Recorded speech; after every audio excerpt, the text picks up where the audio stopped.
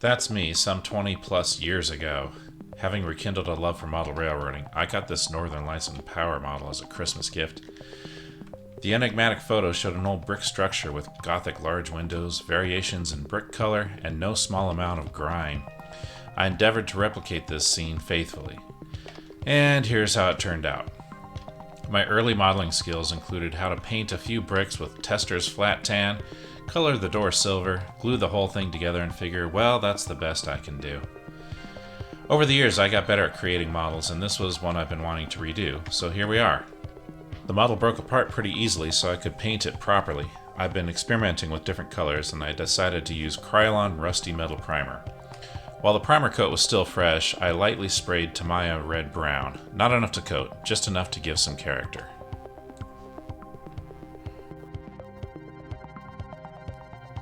To fill in the mortar, I decided to use this Mission Models Light Gull Gray. I just slathered it on with a Q-tip. Of course, while it was still wet, I used some rubbing alcohol on a paper towel and wiped it off the surface of the bricks. When the paper towel didn't work, I tried a sponge instead.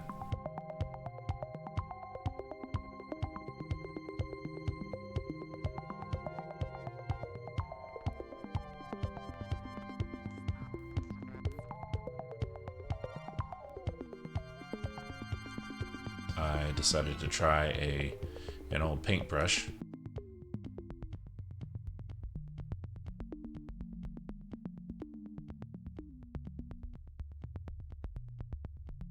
And don't forget the chimney.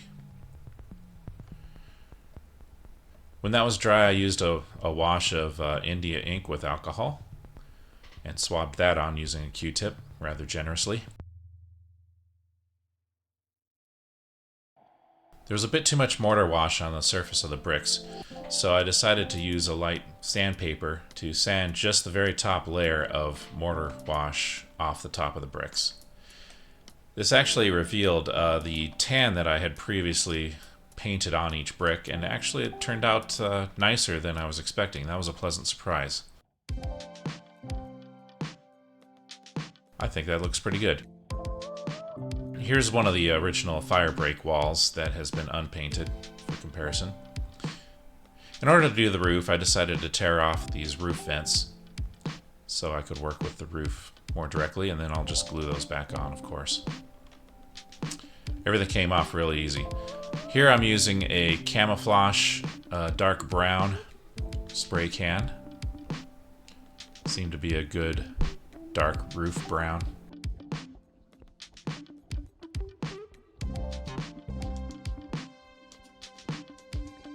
And I got this set of Bragdon weathering powders. Decided to just pick out a couple of appropriate colors.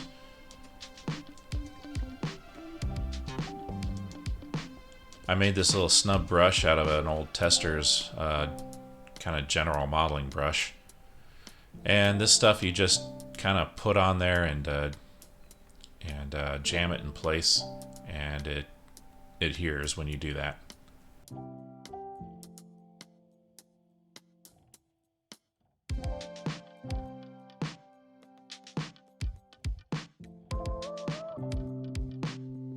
Just kind of put it in randomly and made a few larger spots and splotches of it just to give some variation in brick color and grime and weather. Some of it spills off on the table, that's alright. You can just pick it up with the snub brush. In fact, it might be just as well to put some of it on the table and work with it from there.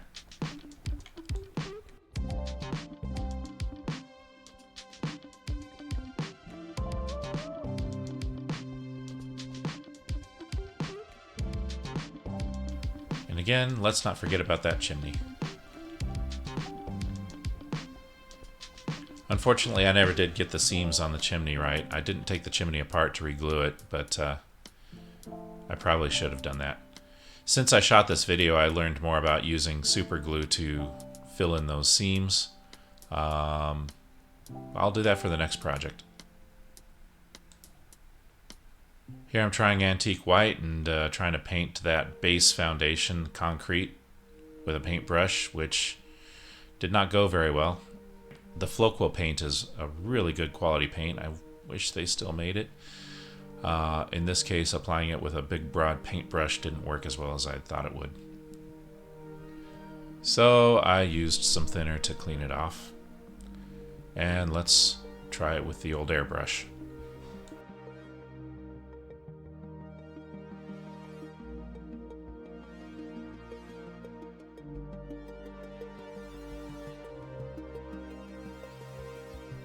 Oh yeah, that looks a lot better. Got a few blemishes, and I'll clean those up later. And may as well save this weathering powder for later.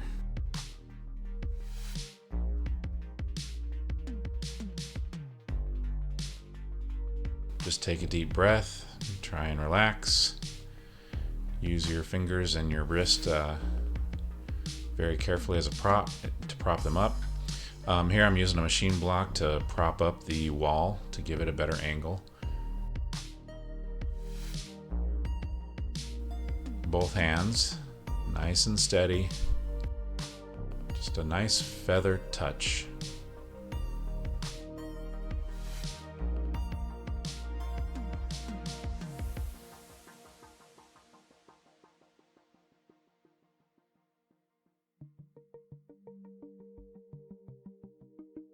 To redo these windows, I had to pry the plastic glass panes off the back first.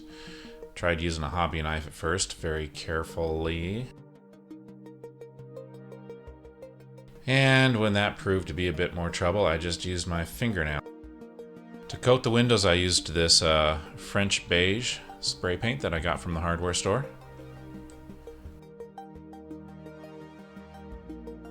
And it was too bright. I didn't really like it. So I used a darker mix of antique white. Of course, when I tried it with the airbrush, all the windows practically blew away. Tried coming down more from the top. That didn't work. Let's just stick it onto some painter's tape to hold it steady. And let's make sure and anchor the painter's tape actually down so it doesn't blow the whole thing away.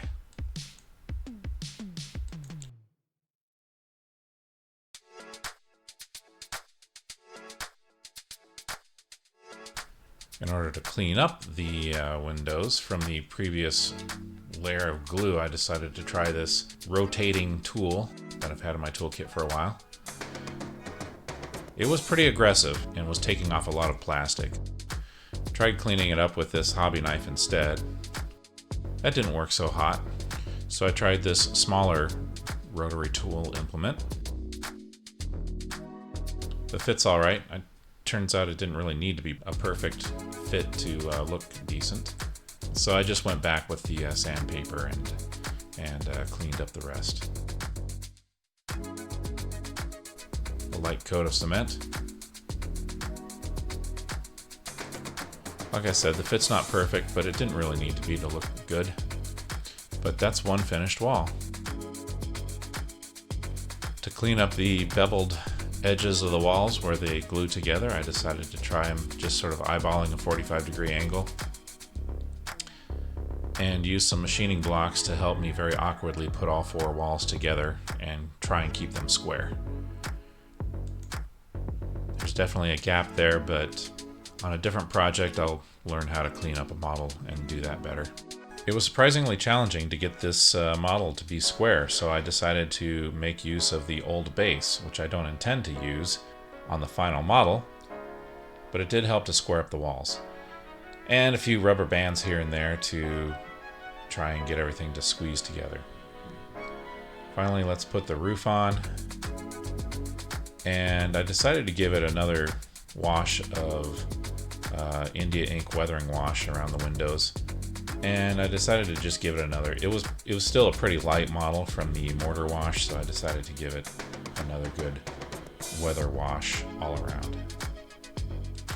Some of the weathering powder that I had saved from doing the walls, I could now use to just kind of get the roof a little bit better weathered.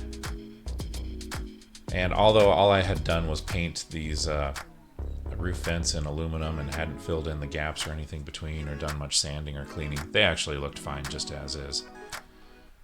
And that's pretty much the finished model. I need to figure out the roof ridge, which I'm going to order strips of styrene and paint those and install them.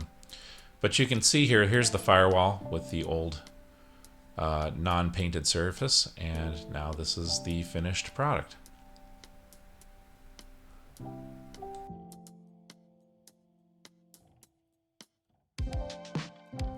Thanks for watching. If you like this video, hit the like button and subscribe to my channel.